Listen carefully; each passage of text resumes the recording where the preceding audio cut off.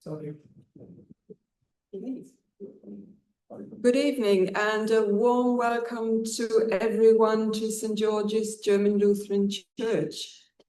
Both everyone who's here in person and also everyone who's joining us online. My name is Annette Jäger and I'm on the committee of the Friends of St. George's German Church.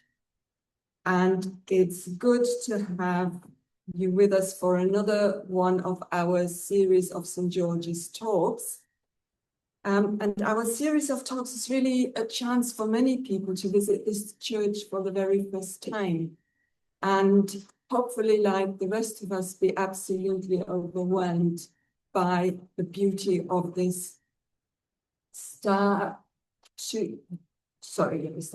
grade 2 star listed building. And our series of talks is there both to allow access to this building, but also to hear more about things to do with this church, with the German community that was part of the East End, and also wider things that in one way or another are to do with Germany or German. So it's really an absolutely amazing building, but as amazing buildings usually cost a lot of money, it's also an opportunity for us to raise some funds for the upkeep of this church. Now, St. George's German Lutheran Church is the oldest German church building in England. Not the oldest congregation, but certainly the building. And it is one of the very few visible signs around this area of that once large, thriving German community. But before we go on, just a few housekeeping matters. With no fire alarm planned, so if the alarm goes, please leave the building through the 2 doors at the back of you. And we also have a door at the side if required. There is a toilet at the back. If you just go to the back of the church, head left from yours and then left again, you'll find our toilet. There will be some time for questions after the talk. And if you are online and have questions, you may already want to put them in the chat as we go along. And finally, after the talk, everyone is invited, well, at least everyone who is here physically is invited to join us at the back in the Metzoldzimmer for a drink and a chat and a piece of cake. And now it gives me great pleasure to welcome Nash, our speaker for this evening. Russell has had a varied career. He was an actor and a puppeteer, a journalist, and owner of a chain of jewelry outlets. He's a Londoner, born and bred, I'm very jealous, and has extensive knowledge of this absolutely amazing city. Russell is a Blue Badge tour guide now and a lecturer at the Art Society. Russell, we're very much looking forward to you speaking to us and for us to hear from you about Brave New World, how the arts and culture changed post-war Britain. Thank you. Thank you so much. So I just need to do that. Is that right? Just share. Okay.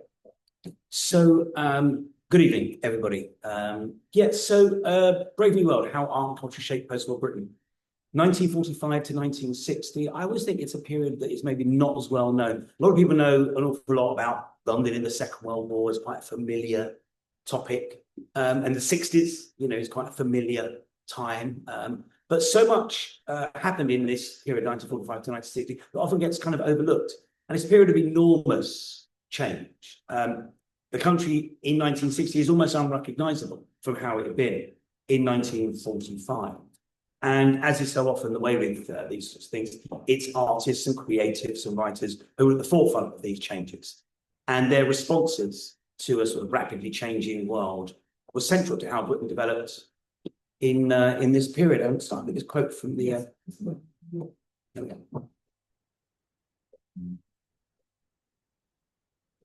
Okay. Excuse us. One moment.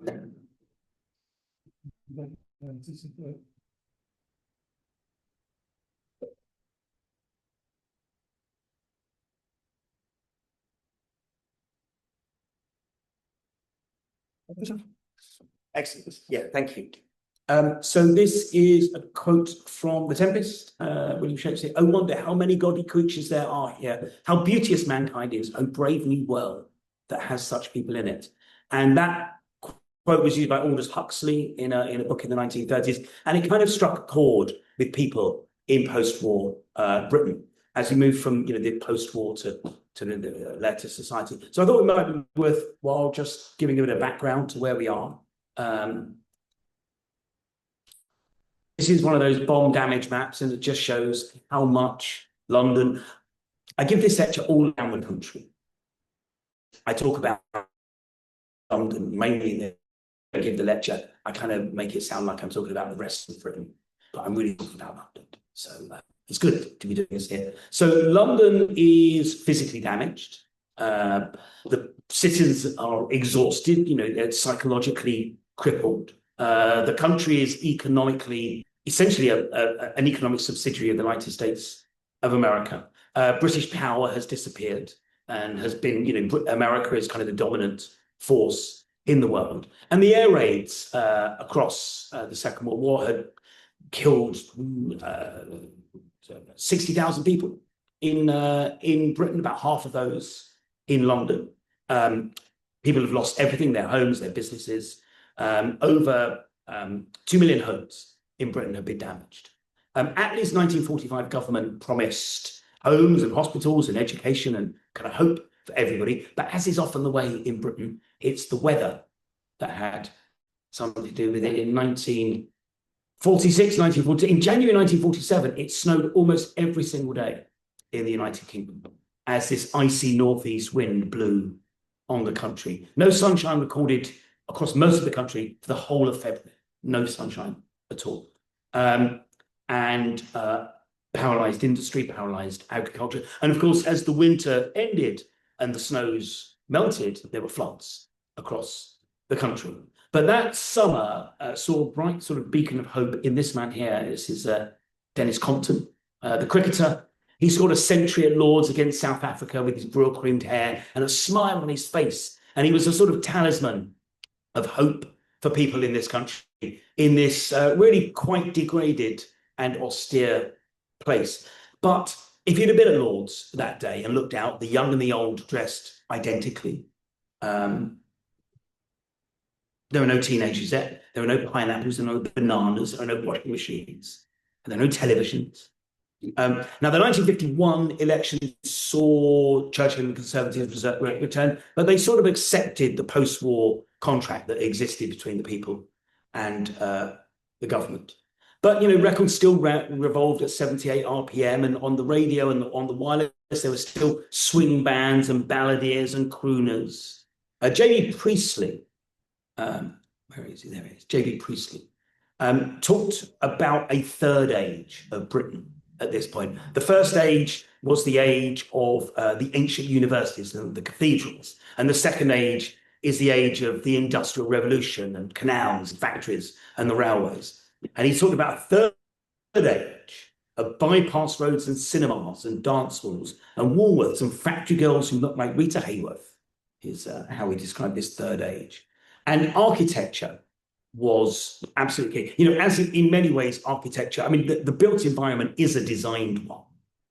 And it's the branch of the arts that probably has the most permanent and lasting effect on people's lives. And there was an opportunity to remake Britain, to remake London, to create a new country, a new city out of the bombed out old ones. Just like Christopher Wren and John Lebanon and Hooke had looked at London after the fire of 1666. So there was an opportunity to rebuild London. Now, in the middle of the years of the Second World War, in 1943, a man called Patrick Abercrombie created what was known as the Greater London Plan. And it was a rather sort of patrician attempt to rebuild London. They put a piece of film out that was shown in cinemas across the country. I'm going to show you a little clip of it now. It's really, really important that you understand that this is not some kind of spoof or joke. This is actually how Patrick Abercrombie and John Forshaw taught and presented themselves. So this is them presenting the Greater London Plan to the people of the city.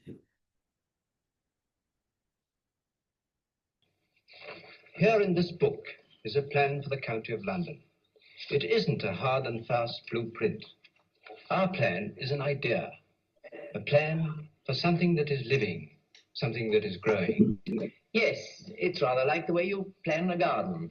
You've got to give the plants air and sunshine, and then also you've got to give them shelter from wet and cold, and they've got to have room to grow. And I tell you what, there mustn't be any overcrowding. There must be change, always change, as one season or one generation follows another.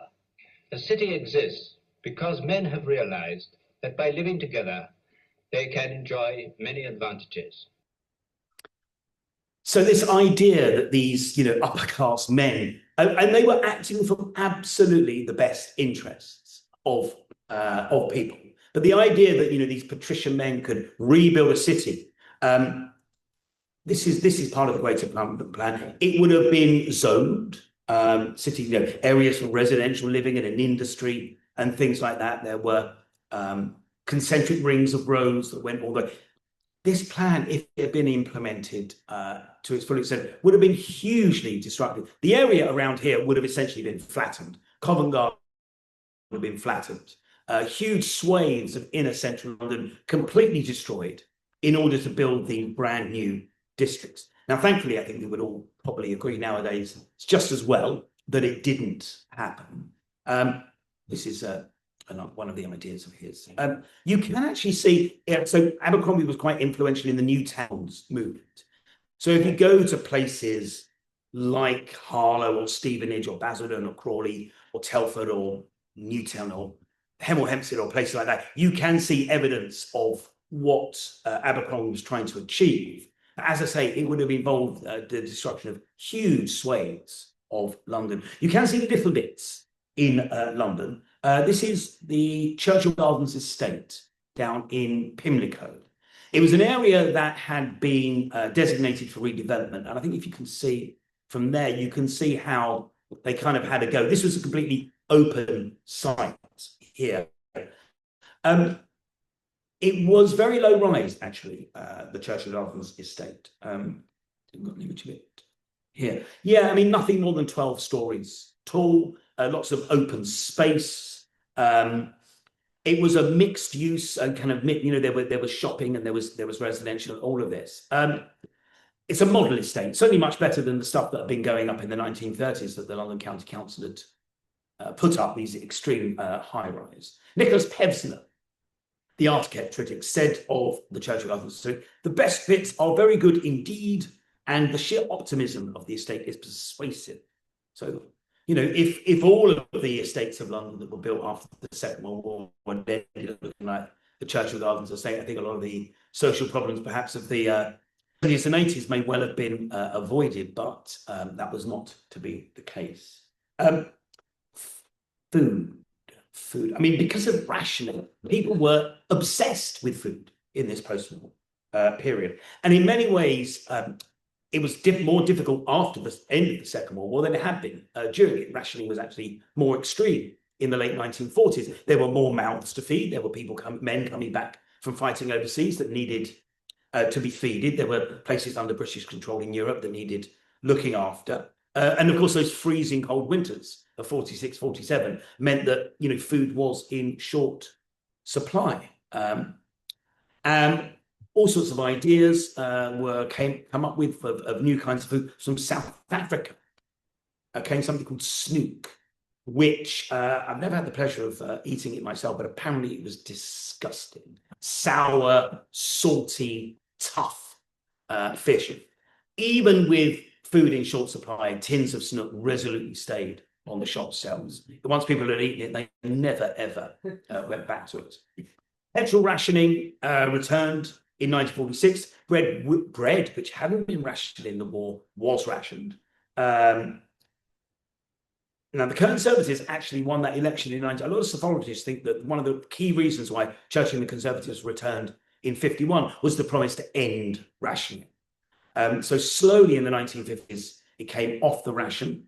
In 1953, sugar came off the rationing. And the very next day, in Fortnum and Mason, the Knickerbocker Glory emerged. And this kind of celebration of sugar was suddenly on the shelves. And finally, in 1954, later 1952, all rationing ended. And that really was a moment, 9 years after the end of the second, when people can really start to look forward to a better, brighter country.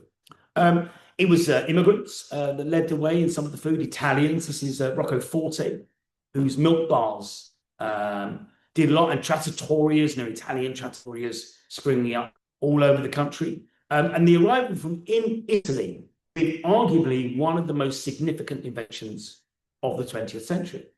Achille Gaggia created a machine that took ground coffee and pressed hot water at high pressure through the coffee to create espresso in the cup below. And the espresso machine led to, this is the Lions Corner houses, which sprung up. And this is the democratization of food. People for not much money were able to go out and eat out for the first time really in a long time.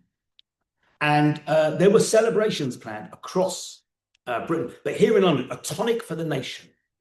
This was an expression dreamt up by this man here, one of the towering figures of politics of the 20th century. Anybody recognize?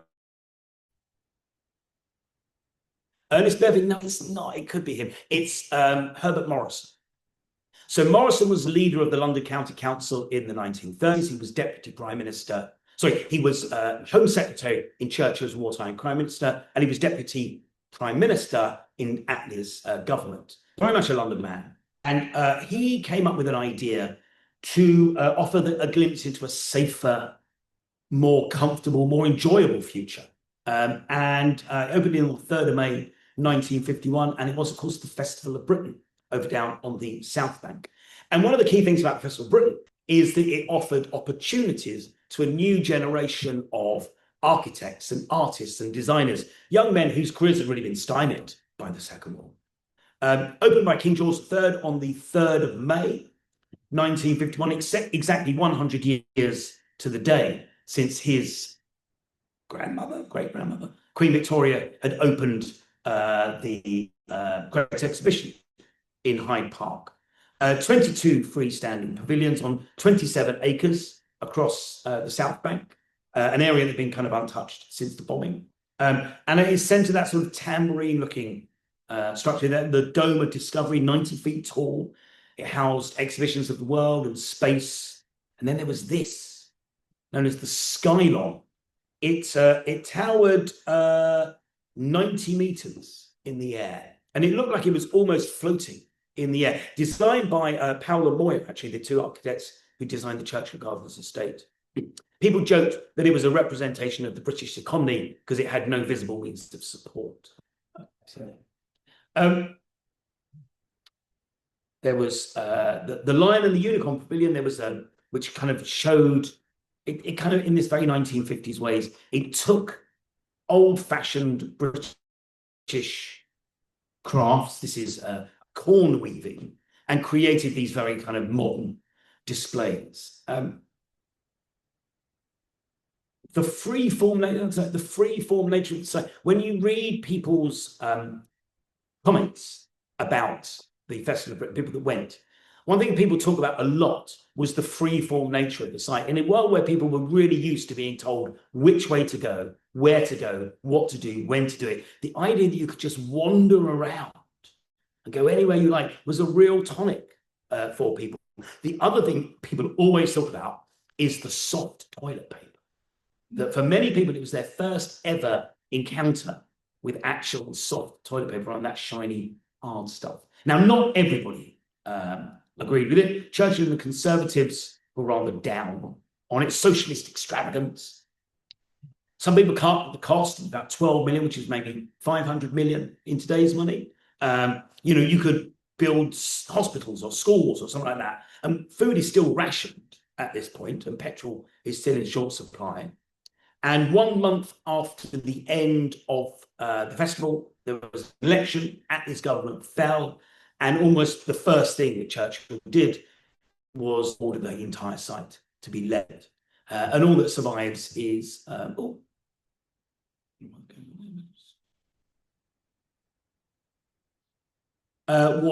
levelling. Only the festival hall still survives. Most people who went absolutely loved it. It was it enlarged the careers of many designers and artists and architects, and it kind of encapsulates the kind of bright future that people were looking for at the time. So let's just look at some fine art that was existing in the post-war world. Rather disturbing image. Many artists, let's just go back a minute. Get rid of this rather disturbing image. At the end of the First World, with industrialized slaughter, many artists retreated into their imaginations. Dadaism, surrealism, things like that. The real world was just too horrific. So artists retreated into the mind. At the end of the Second World War, brought relief, but also a huge amount of anxiety. The devastation of 2 world wars, the knowledge, the understanding of what had happened in the concentration camps, the atomic bomb, the Cold War. So it's not surprising that there was a rather somber mood in art in this post-war period. And this is Francis Bacon, studies from the figures of the basic accused fiction. You can find this in Tate Britain. These kind of grotesquely deformed sort of human faces, human mouths, but distended bodies, yowling in anger or pain, or I'm not quite sure. These are really quite disturbing images, typical of the sort of art that was emerging. Some artists decided to retreat into, I guess, the comfort of the home, and lots of art depicting the home. This is John Brackby, still life. So 1954, rationing has ended. Look how this table is absolutely with food and drink. This real celebration of the fact that all of these things are available for the first time in many, many years. Brackby himself, not a particularly pleasant man, it must be said. This is his wife, Jean Cook. They had, he was a pretty violent man towards her. He seems to be rather jealous of her art, as far as we can make out. But here she is, this she's got a black eye, probably given to her by her husband. But she's kind of staring very defiantly into this image, and she's painting herself with real sort of honesty and vigor, despite all the difficulties.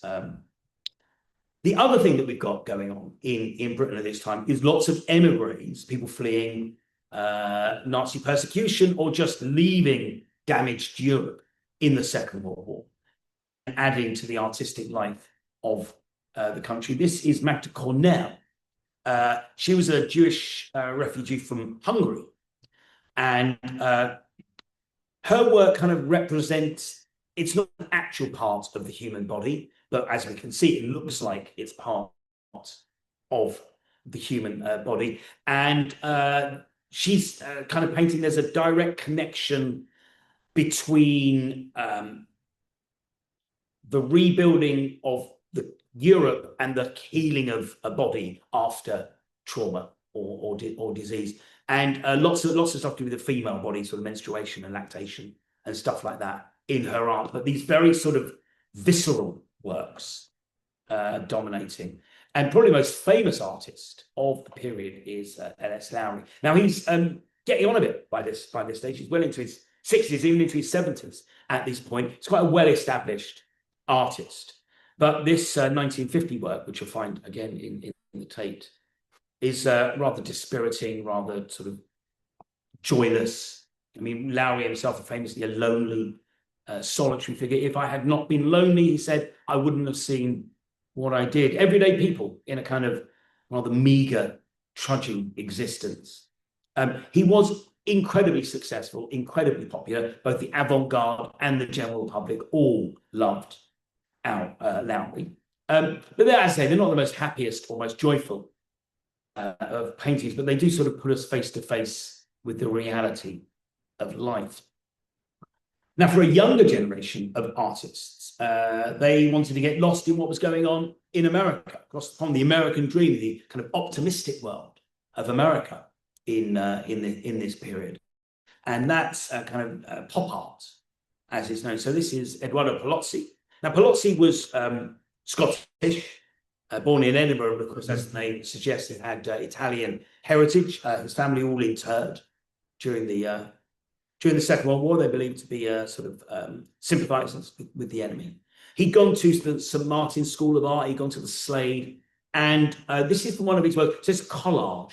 The pop artists loved collage because you could take images from lots of different places, almost in a sort of surrealist way, and could have put very disparate images together. And so this is called bunk. And it comes from a quote from Henry Ford, the motoring pioneer. History is more or less bunk. We want to live in the present. We want to live in the future. So there's complete jettisoning of the past.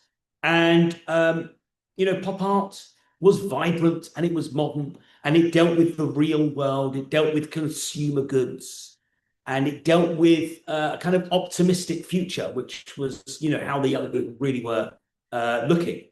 And in many ways, it was perfect art of the period. And the other thing that was going on quite a lot of the time, not here in London, but prominently down in St Ives in Cornwall, were the abstract artists. This is Patrick Hepworth. I mean, there's always been, from the sort of beginning of the 20th century, artists who were not interested in representing the world, who wanted to create works that were in on of themselves interesting to look at, beautiful to look at, challenging to look at. He started as a surrealist, but in the end gave up doing anything that had any kind of representation of the world. So yeah, lots of different things going on in art, but there was one place in London where everything was about to get very exciting, and it's still one of the most exciting places in town today, which is Soho. So much of what we think of as 1960s culture started in Soho in the 1950s. In this period in Soho, there are the illegal drinking dens and the private members' clubs. There's a lot of the sex industries getting going. There's like gangs and all this drugs and all this sort of stuff going on in Soho. And at the heart of Soho was a club called the Colony. It was a 41 Dean Street. It's a tiny place, only as big as your front room, really. Dark green walls, and it had this rather peaky, rather difficult, essentially full of alcoholics.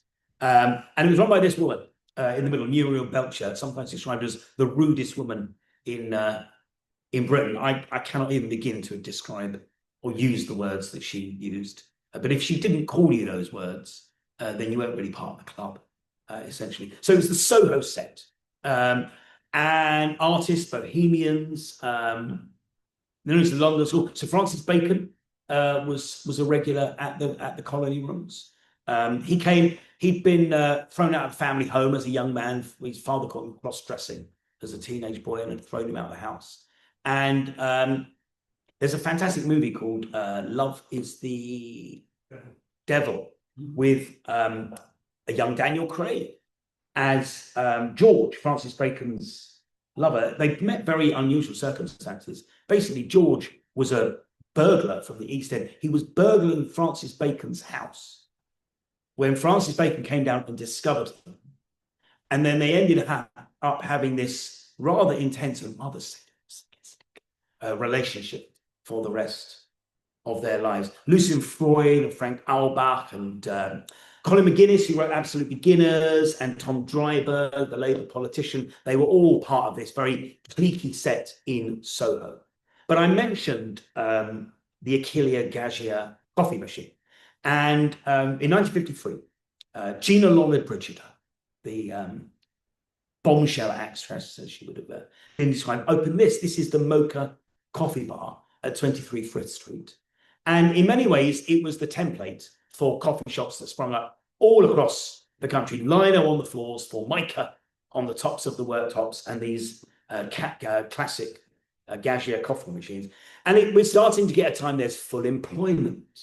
Young people have got a bit of money in their pocket and a bit of spare time to use it. And the economy really, really took off in Soho in the 1950s. There we are. Somebody once joked, terrible joke, but there was so much coffee in Soho that Frith Street, you know, like this, should be renamed Froth Street. Ha ha ha. Anyway, there were so many coffee bars in Soho that if you had one, they were starting to have to find ways to get themselves to stand out. And on Old Compton Street, the Two Eyes coffee bar, been open since the early 1950s. Two Iranian brothers, two Irani brothers from Iran, actually, Sami and Freddie Irani, opened up the Two Eyes coffee bar, very, very popular. And they had some space downstairs in the basement. And they decided to put on music in the Two Eyes coffee bar. And it's sometimes called the birthplace of British rock and roll. Here are some of the people that performed at the Two Eyes. This young lad here from Bermondsey, Tom Hicks was his name. He renamed himself Tommy Steele, and he was Britain's real first proper sort of pop star. Played regularly at the Two Eyes. Adam Faith, who at the beginning of the 1960s was the biggest star in the country. He was singing regularly down at the Two Eyes, and the British Elvis, there he is, Cliff Richard. Cliff Richard had top 40 hits in the 1950s, 1960s, 1970s, 1980s, 2000s, and 1990s, 2000s, and 2010s. 7 decades he had top 40 hits. The Two Eyes was the place to go. But, you know, outside of Soho, things were really starting to change. Victor Silvestre and those kind of strict tempo bands are all on the way out, and everywhere's putting on this new music. And people were going to the cinema. The cinema was enormous. Television, of course, still very much in its infancy. And Britons flocked to the cinemas. There were over 4,500 cinemas in the UK in the mid-1950s. From sort of tiny little sort of flea pit venues to these magnificent, huge Odeons and Granada cinemas. In 1946, 1.5 billion cinema tickets were sold in Britain. And just to give you an idea, that compares about 100 million are sold today, nowadays. And there was also a tax, a sort of hypothecated tax on, if you imported a film into Britain, the cinema receipts from that imported film went to support the British film industry. It's known as the Eadie levy. And this meant that huge numbers of film studios could spring up. This one is actually pretty close to here. Does anybody know what that is? It's the Gainsborough Studios. So the Gainsborough Studios up in Hoxton produced really, I mean, they were rather just called women's. James May, Margaret Lockwood and people like this, also very sort of hugely romantic films. There were the Rank Studios producing rather more highbrow fare, Paul Pressburger, and over in West London were the Ealing Studios. Now, the Ealing Studios have made their name sort of Will Hay films in the 1930s and things like that, but they really became famous for what were known as the Ealing comedies in the 1950s. And they were sort of gently satirical films that kind of poked gentle fun at the post-war good, kind hearts and coronets. But you know what? The one that really epitomizes Britain. And if you want to get an understanding of what London was like in this period, you can do a lot worse than watch Passport to Pimlico. It was filmed in bombed out streets. You can see how people, you can see how social structures still existed. And it's a sort of bizarre. So basically, bizarre sort of twists of plot. Pimlico in southwest London, it's not part of Britain, and so they're not subject to the rationing and these ones. But yeah, system, just tea and biscuit and go really get a flavour of what in this period. And then there were rock and roll movies as well. They called them the rock and roll riots. Sometimes the Trocadero and the old Kent trashed when they showed. So things are changing. The old crooners are on their way out. Say the other thing, just very quickly, the Ealing studios, they said they're still going today, still making the Nabby and the Crown, still being made. Ealing studios, but as people got still there, entertainment was still from the wireless. Still.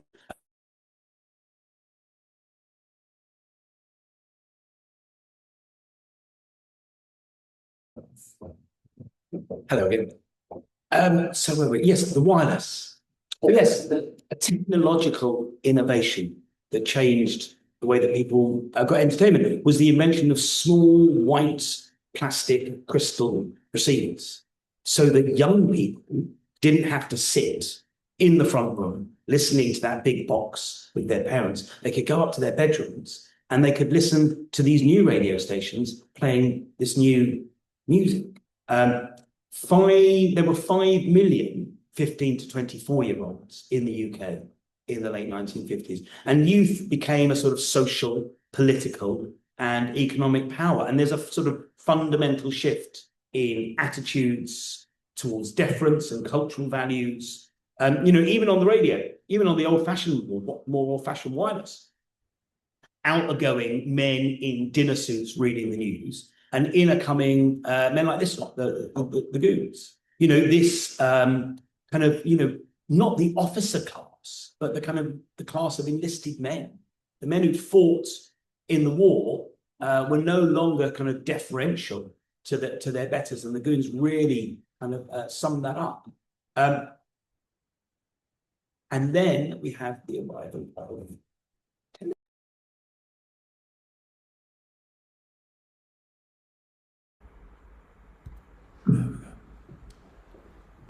okay.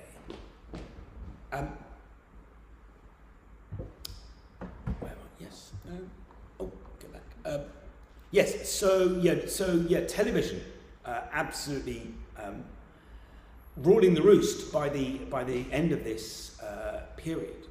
So on the right there, that's Huey Green. He was a Canadian, and he brought this kind of brash American-style game shows to ITV. So they'd only been the BBC originally, and then in 1955, ITV comes along, commercial television with adverts, and not high culture, but popular culture.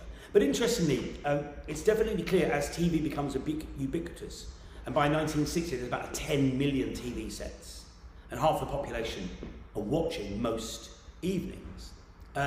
There are opportunities for people who maybe in previous generations would have gone into high culture to work in television, to work in advertising, to work in all these sorts of industries, which exploded with the arrival of commercial television.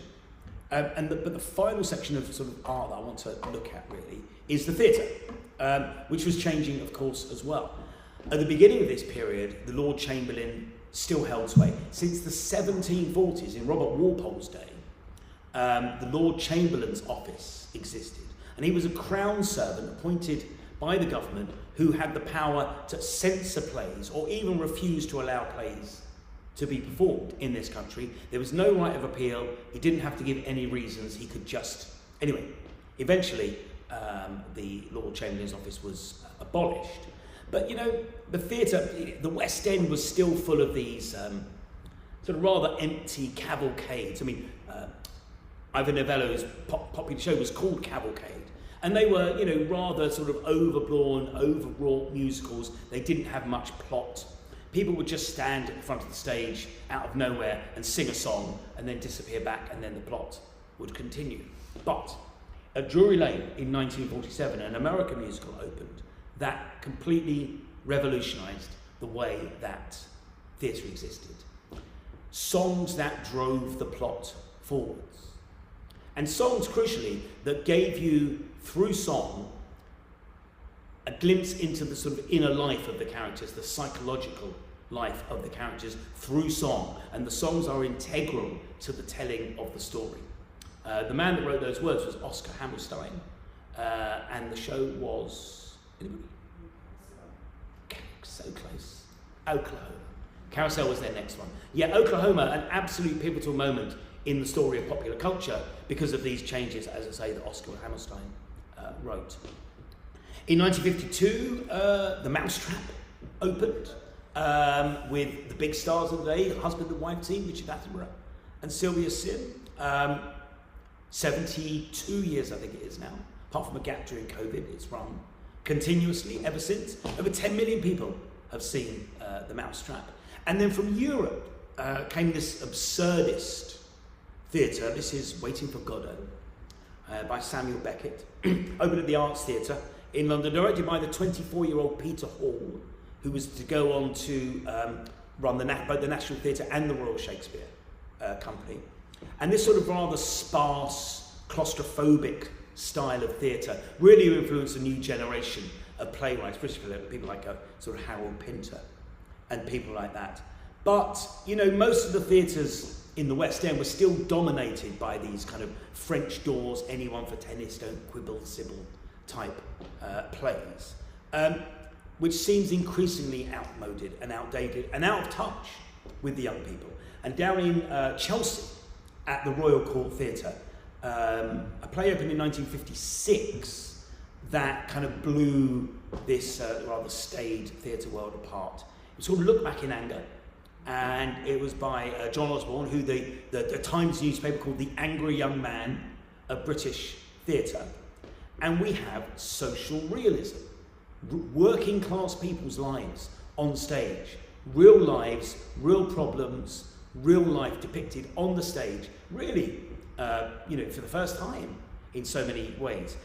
Jimmy Porter, who's the protagonist, is this, you know, angry, clever, bitter, rather alienated figure.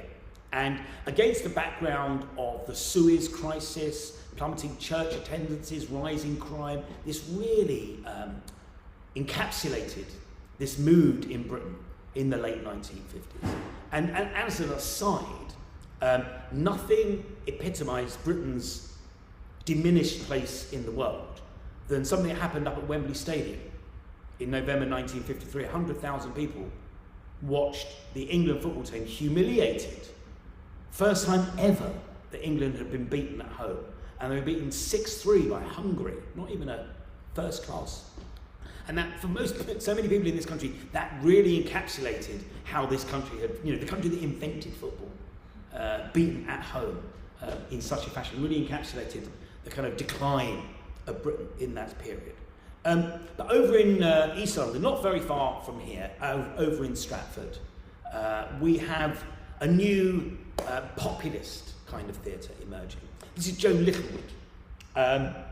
She'd been at RADA, the Royal Academy of Dramatic Art. She'd been thrown out of there.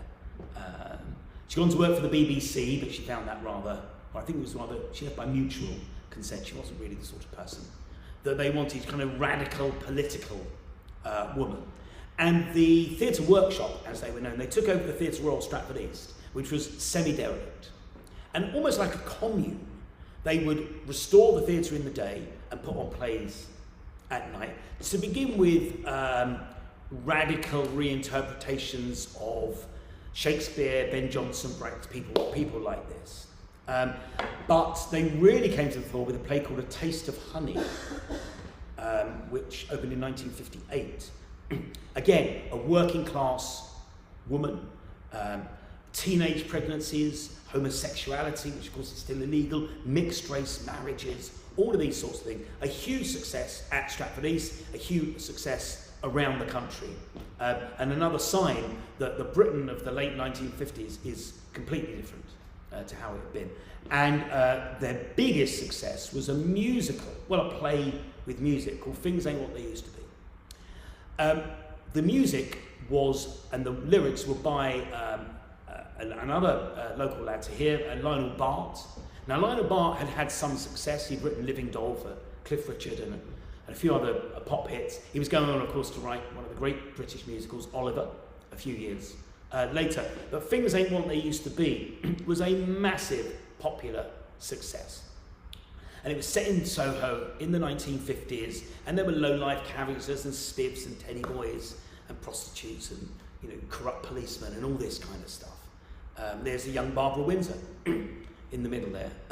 But the title, Things Ain't What They Used to Be, really was an encapsulation of how things really weren't what they used to be. And if you compare that to what I showed you a little earlier, 15 years earlier, Patrick Abercrombie polishing his monocle, I think you can see, hopefully I proved my point, that arts and culture really did change Britain in that period, 1945 to 1960. I'm very happy to do questions if anybody has any, but other than that, thank you very much.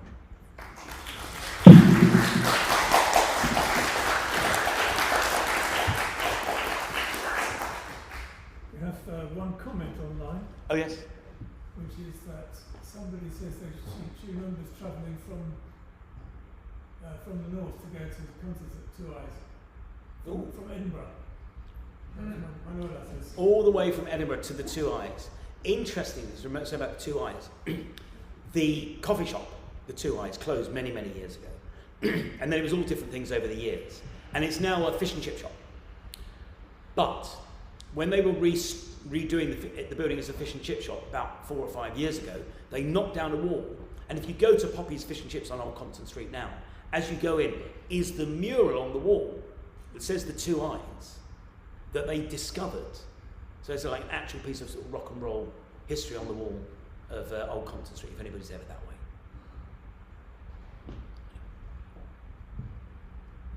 way. Jeff?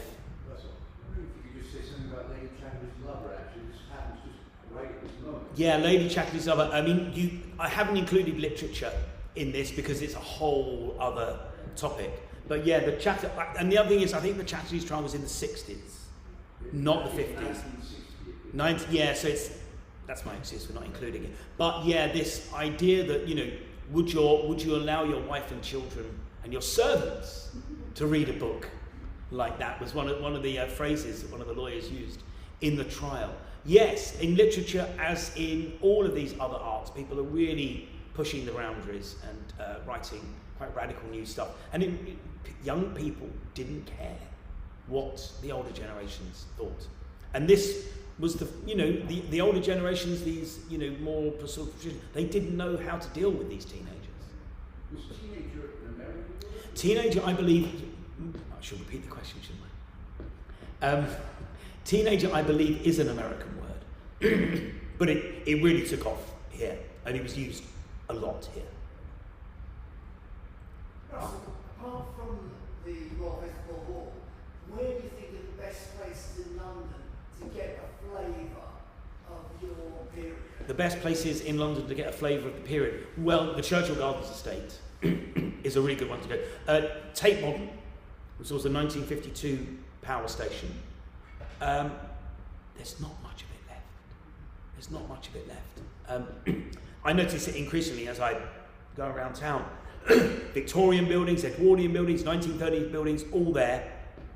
More modern buildings, but pretty much anything built in the 40s, 50s, or even in the 60s is all gone. What about some of the Peabody estates? Some of the Peabody estates, absolutely. A lot of them are a little bit older, 1920s and 30s. But there are some, and there are some decent housing estates from the period. Woodbury Down in sort of Enfield, no, not Enfield, sort of Stoke Newington is a good one. So yes. Crisp Street around here was built for the Festival of Britain. Crisp Street, yes. Crisp Street, yes, that's not very far east. Yeah, it's a very, you know what, that's absolutely right. It's a fantastic example of 1950s social housing. And it's like... There's a council estate that actually listed now near to where I live in southeast London, up on Sydenham Hill. Sydenham Hill. On Sydenham Hill, there's a council estate which is actually really expensive to buy a house now, and that's listed. Listed. So I didn't know that in Sydenham there's a listed 1950s Could be a 50s council estate. Get the 249 bus. Get the 249 bus. Thank you, Mark. The chap at the back do you have a question at the back there? I was going to say Chris Street. Okay, thank you. Yes. Why not more buildings kept from the festival in Britain? Sorry, can't hear you.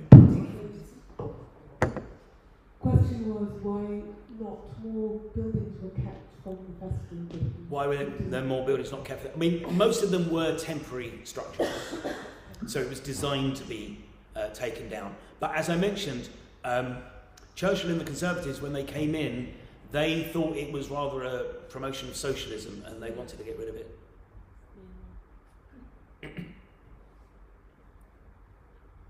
One more observation. One more, yes. If you go down the M3 now, if you turn off the M25 onto the M3, go southwards, you pass something which looks very much like the old Skyline. Only a few miles down. Sort of a cone, pine cone. Yes, on the way to Stonehenge. Yes, thank you. Any more questions? Oh. Can you keep off the microphone, please? I lived in Sheffield for a long time, and there was a mass of building in the post-war. Mainly, they've been demolished about 10 or 15 years ago, except one big block, the Park Flats. And there was a musical in London about the Park Yes. Flats. Standing at the sky's edge. Yes. And they're very popular. Yes. They are popular with people who live in them. I think one of the issues is concrete ages very badly. It can get very structurally unsound. It gets very you can't clean it, and it's not very fashionable. And it's all coming down. But it's nice that there's some of it left in Sheffield. Absolutely. Do you just chat here? You have something to say? No. Okay. Russell, thank you so much for an absolutely fascinating talk and telling us the story really of how the arts were just so important in shaping the lives of ordinary people. Not people who were ruling and had power, but, well, pretty much our lives. Yes. Sorry, I think I need to come to the microphone, sorry. So, it's been... Sorry, I think I need to come to the microphone. So,